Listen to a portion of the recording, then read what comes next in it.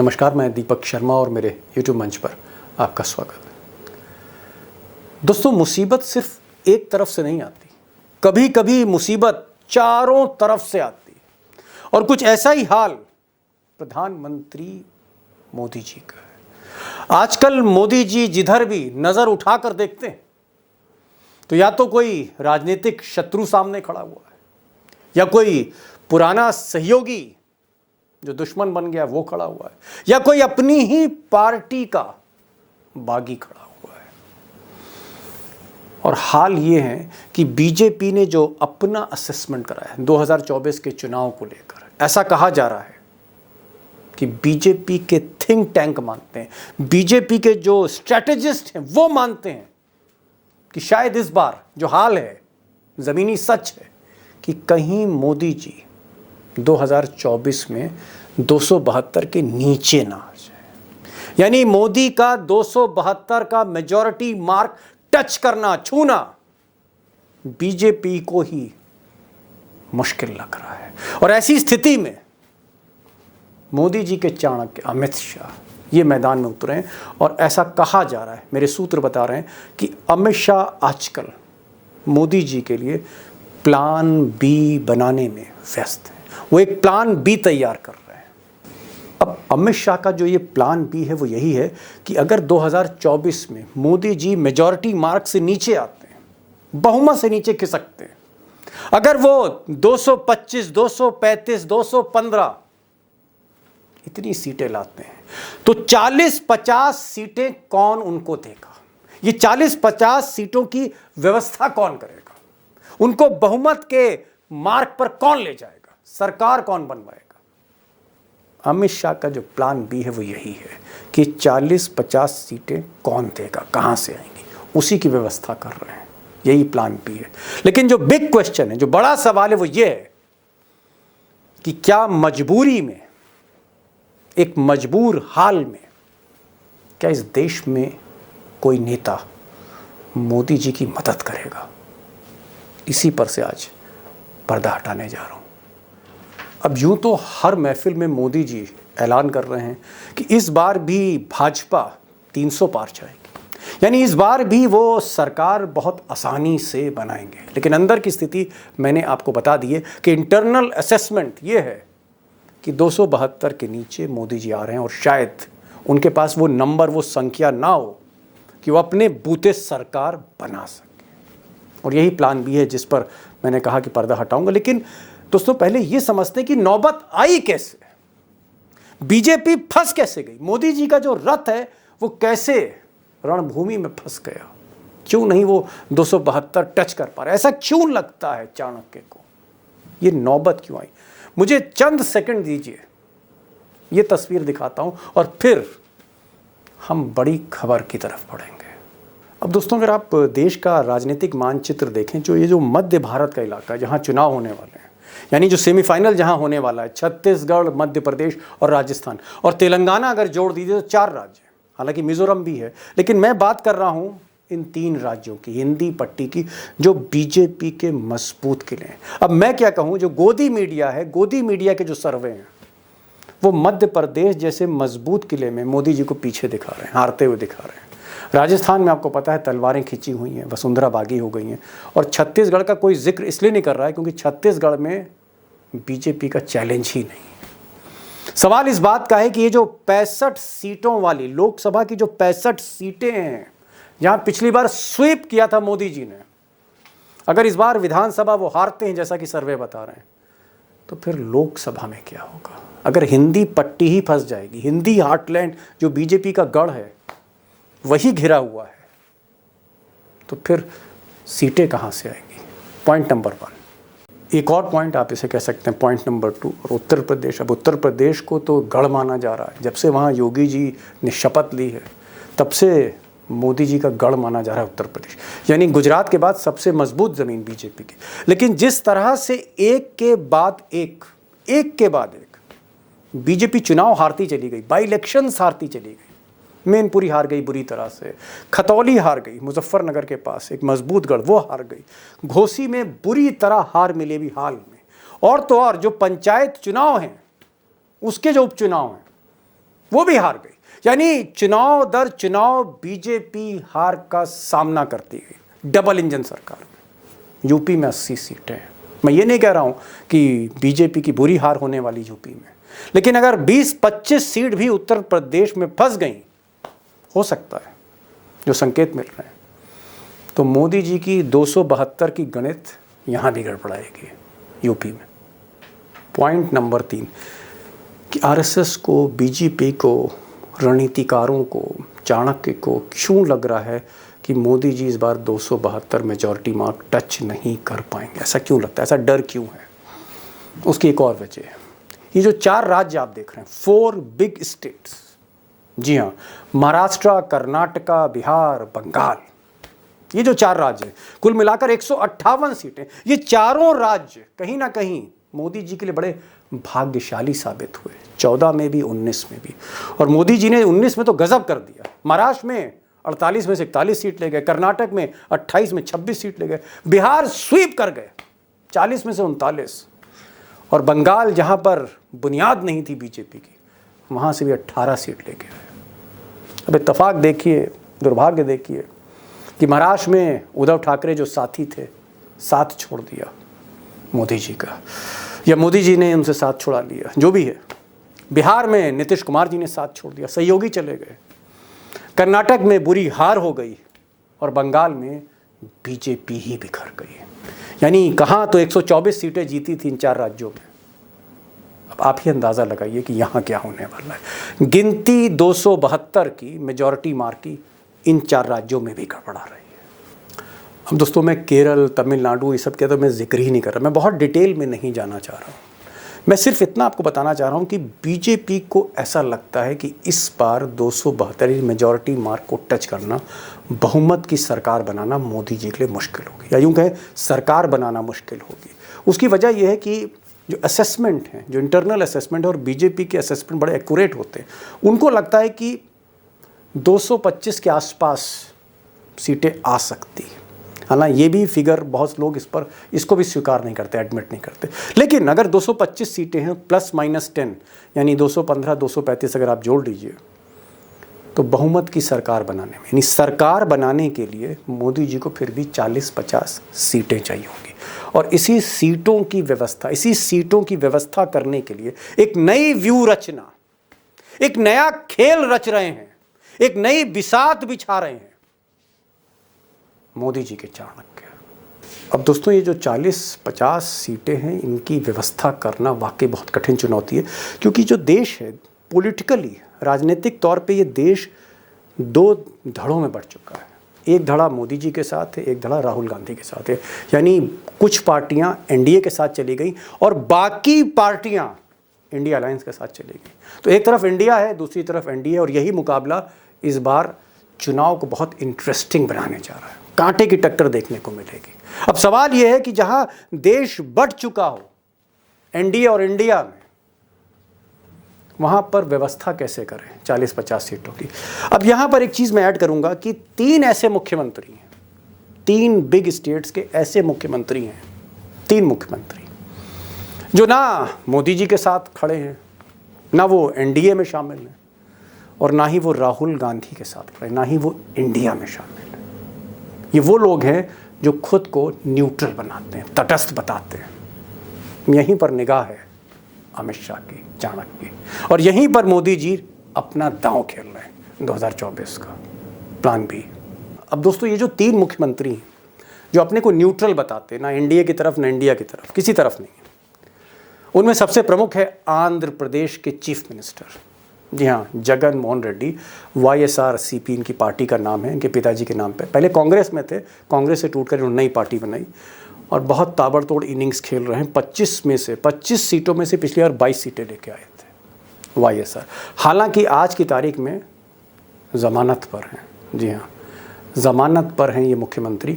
ED और CBI के तमाम केसों में फंसे हैं, और यही दुखती रग मोदी जी ने पकड़ रखी है इनकी। जगन मोहन रेड्डी। नंबर 2 पे उड़ीसा के मुख्यमंत्री हैं, BJD इनकी पार्टी है, नवीन पटनायक इनका नाम है, और आज की तारीख में बहुत ही एक्सपीरियंस चीफ मिनिस्टर हैं, बहुत ही सफल चीफ मिनिस्टर हैं। 21 सीटें उड़ीसा में हैं 12 सीटें पिछली बार जीती थी। इस बार लोग कह रहे हैं कि नवीन पटनायक हो सकता है 12 से की जगह 20 सीटें लेके आ जाएं। बहुत ज़्यादा मजबूत हुए हैं, इन पर भी नज़र है। और क्योंकि नवीन पटनायक को हमेशा केंद्र सरकार से अपने राज्य के लिए मदद चाहिए होती है, पैसा चाहिए होता है राज्य के लिए, इसलिए हमेशा केंद्र की तरफ झुके रहते हैं। तो नवीन पटनायक पे वैसे भी डोरे डाल रहे हैं और टाइगर इस पर ज़्यादा रोशनी डालेंगे। मुख्यमंत्री नंबर 3 तेलंगाना, ये भी अपने को तटस्थ बताते हैं। केसीआर नाम है, के चंद्रशेखर राव। 17 सीटें हैं लोकसभा की यहाँ पर। पिछली बार बीआरएस ने 9 जीती थी। और आप कह सकते हैं कि केसीआर यूं तो इंडिया अलायंस के साथ थे, लेकिन उनके साथ बीच में एक हादसा हो गया। उनकी जो बेटी है उसको ईडी ने दबोच लिया, और ये खेल हो सकता है गुजरात लॉबी का। और जब से इनकी बेटी ईडी के चंगुल में फंसी है, ये भी कहीं ना कहीं अमित शाह से बात करने लगे हैं आजकल, केसीआर। कुल मिलाकर अगर आप देखें इन 3 राज्यों में 63 सीटें, 63 सीट्स हैं।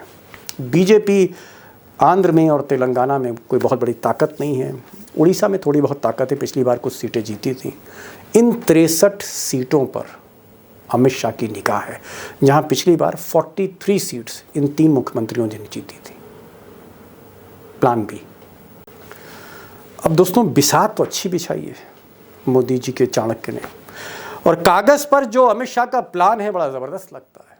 लेकिन ज़मीनी हकीकत क्या है? क्या वाकई मोदी जी अगर 272 के नीचे आए, मोदी जी अगर मजबूर हुए, तो उस मजबूरी में क्या ये तीनों मुख्यमंत्री साथ देंगे, या इन 3 में से 2 देंगे, 3 में से 1 देंगे, या कोई साथ नहीं देगा और मोदी जी सरकार नहीं बना पाएंगे? मुझे लगता है कि ये एक ऐसा सवाल है जिसका जवाब देने के लिए एक तो ज़मीनी हकीकत आपको पता होनी चाहिए, और फिर जिगर भी होना चाहिए इस दौर में मोदी जी के बारे में सच बोलने का। और मुझे लगता है टाइगर से बेहतर कोई नहीं हो सकता। सीधे टाइगर के पास चलते हैं, जानते हैं कि जो प्लान बी है अमित शाह का, ये कामयाब होगा या कामयाब नहीं होगा, यस या नो। और मुझे लगता है आपको सीधा जवाब आज टाइगर देंगे। तो चलते हैं टाइगर के पास। टाइगर, यहाँ पर आज तो मैं आपसे मन की बात करना चाहता हूँ, और मन की बात ये करना चाहता हूँ कि मैं देख रहा हूँ कुछ समय से मोदी जी इतना मेहरबान है नवीन पटनायक पे, इतना मेहरबान है, इतना तो वो बाइडेन के आगे नहीं झुकते जितना आजकल नवीन पटनायक के आगे झुके हुए हैं। सब कुछ नवीन पटनायक जो कह दें मोदी जी हाजिर होकर तैयार है। ये जो मेहरबानी है, इतना जो झुके हुए हैं नवीन पटनायक पे, इसके पीछे वजह क्या है? देखिए इतनी मेहरबानी क्यों? दो तीन वजह है।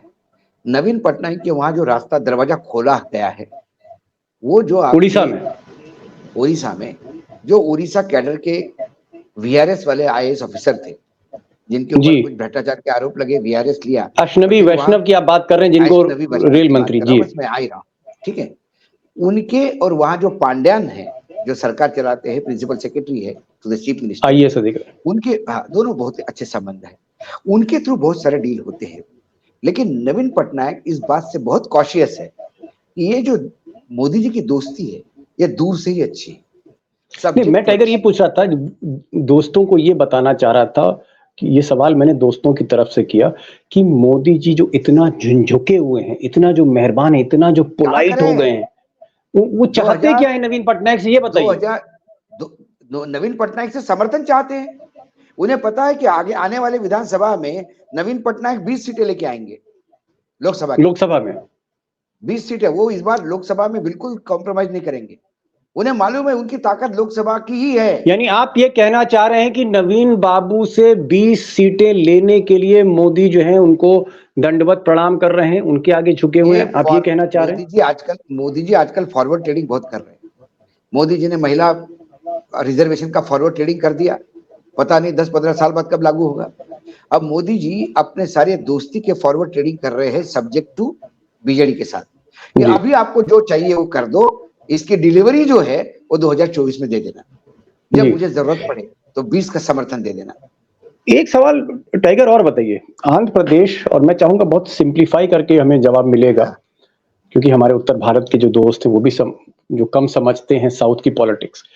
वाईएसआर जगन मोहन रेड्डी जो मुख्यमंत्री हैं इस वक्त आंध्र प्रदेश के। और जहां तक मेरी जानकारी है, ये देश के एकमात्र मुख्यमंत्री हैं जो जमानत पर चल रहे हैं। इनकी सीबीआई में फाइल खुली हुई है, इनकी ईडी में फाइल खुली है। लोग ऐसा कहते हैं कि इनकी फाइल अमित शाह के टेबल पे रखी हुई है। और वाईएसआर को बहुत बुरा भला कह रहे थे अभी 6 महीने पहले तक बीजेपी, लेकिन अब मैं देख रहा हूं कि वाईएसआर को लेकर भी मोदी झुके हुए हैं। वाईएसआर जो मांगते हैं, जगन मोहन रेड्डी जो फरमाइश करते हैं, मतलब कोई प्रेमी प्रेमिका के इतने वायदे नहीं निभाता होगा जो आज की तारीख में मोदी जी जगन मोहन रेड्डी के हर वायदे को पूरा कर रहे हैं। तो जगन मोहन रेड्डी से क्या चाहिए मोदी जी को, और ऐसी इस पर मेहरबानी क्यों? आंध्र प्रदेश में 25 सीट्स है लोकसभा, 25 में से 22 जगन मोहन के पास है, जगन रेड्डी के पास है, 3 टीडीपी के पास है। अब सवाल यह है कि जगन मोहन रेड्डी ये मजबूरी में फंसे हुए अकेले चीफ मिनिस्टर है जो गन पॉइंट पे चल रहे बेचारे। नजर हटी, दुर्घटना घटी, उन्होंने केंद्र को जरा भी सहायता देने से मना कर दिया तो आप मान जाइए केंद्र उनको लटका देगा। तो वो गन पॉइंट पे चल रहे हैं केंद्र के साथ। जिस दिन मैं जगन को जानता हूं अच्छी तरह से, वाईएसआर का बेटा है, वाईएसआर को हम बहुत अच्छी तरह से जानते थे, जगन से भी, जगन को भी जानते हैं। जिस दिन जगन को ये लगेगा कि ये गुजराती परेशानी में फंस गए हैं, जगन पहला काम करेगा, ये परेशानी और बढ़ाएगा। जिस सांप को आपने काटा है उस सांप को आप फिर से दूध पिला रहे हैं, जिंदा रख रहे हैं। क्योंकि जैसे ही मोदी जी सत्ता में वापस आ जाएंगे, कोई बड़ी बात नहीं है कि इस 22 के 22 संसद तोड़ लेंगे, तोड़ सकते अपने बीजेपी में मर्ज कर देंगे। फिर जगन मोहन रेड्डी क्या करेंगे?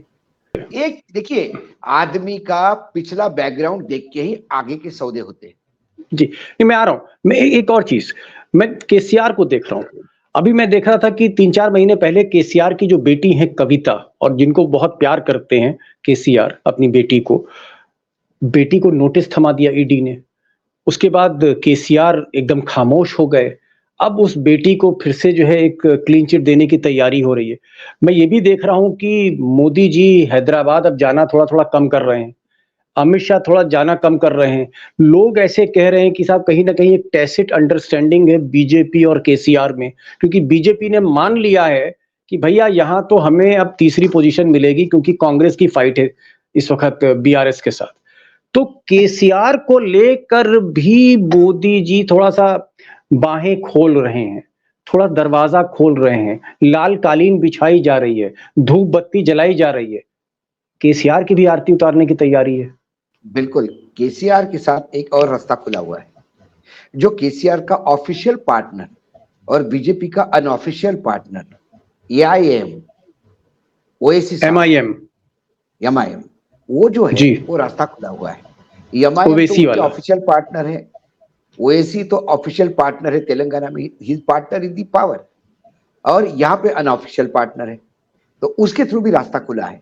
लेकिन मैं भी केसीआर को जानता हूं, 36 घंटे का मेरा सानिध्य रहा है लगातार उनको पूरा राजनीति, देश की राजनीति और ये सब समझने के चक्कर में।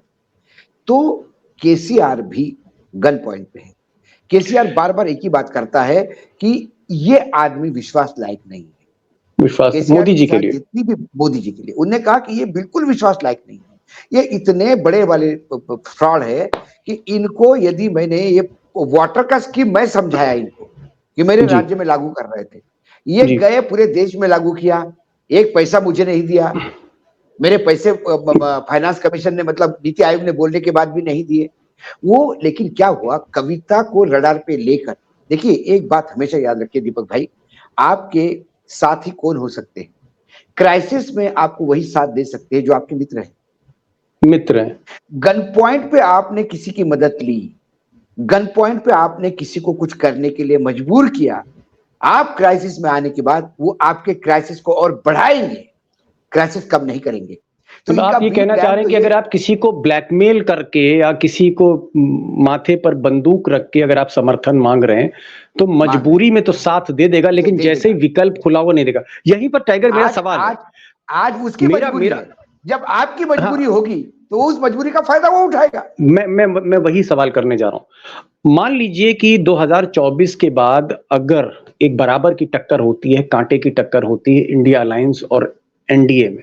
मोदी और राहुल गांधी के बीच में कांटे की टक्कर होती है। अगर इंडिया अलायंस वो नंबर उनके पास नहीं होते हैं, तब तो मैं मानता हूं कि चाहे केसीआर हो, चाहे नवीन पटनायक हो, चाहे फिर वो जगन मोहन रेड्डी हो, चाहे और पार्टियां हों जिन पर मुकदमे, वो फिर मोदी जी के साथ जाएंगी, क्योंकि और उनके पास विकल्प नहीं। लेकिन अगर विकल्प खुला हुआ है, अगर ऑप्शन है कि हम इधर भी जा सकते हैं, हम उधर भी जा सकते हैं, हम मोदी के साथ भी जा सकते हैं, हम राहुल के साथ भी जा सकते हैं, अगर ये विकल्प खुला, ये ऑप्शन है, तो फिर केसीआर क्या करेंगे, मैं ये जानना चाह रहा हूं। और जगन मोहन रेड्डी क्या करेंगे? केसीआर मोदी के खिलाफ जाएंगे, जगन मोहन रेड्डी पहले आपको डील यही करना है ना, कि आपको हमको ईडी और सीबीआई से मुक्त करना है, कर देगा कोई भी। और यदि नहीं तो मोदी के साथ क्यों नहीं जाएंगे, मैं यही पूछना चाह रहा हूं। मोदी इतने बुरे नेता हैं।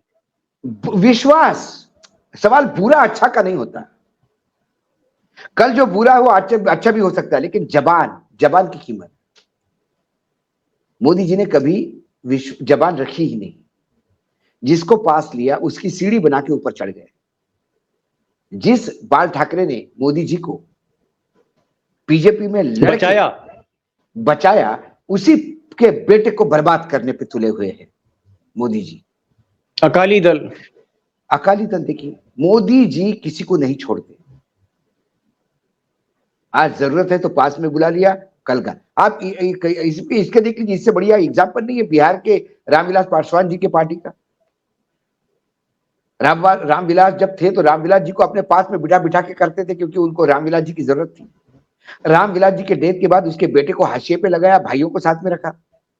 और जब पता पड़ा कि ये बेटे के बगैर कुछ काम नहीं होगा, बेटा ज्यादा भारी पड़ रहा है, तो बेटे को भी साथ ले लिया और सबको साथ ले लिया।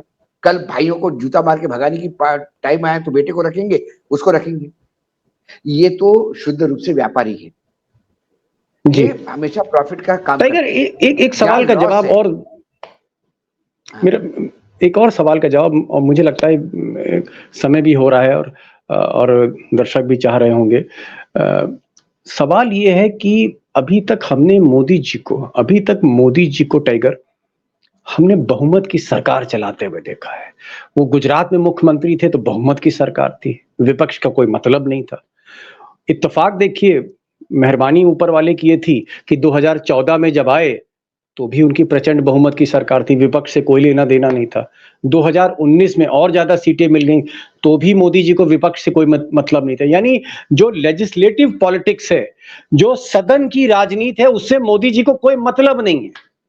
लेकिन पहली बार, अगर जैसा कि ये प्लान भी तैयार हो रहा है अमित शाह का, अगर मोदी जी को समर्थन लेना पड़ा, अगर मोदी सरकार बैसाखियों पे चली, तो मोदी जी का जो व्यक्तित्व है कितने दिन उस बैसाखियों पे चल पाएगा? क्योंकि अटल बिहारी वाजपेयी तो है नहीं कि बहुत विनम्र हैं, बहुत बड़ा दिल है।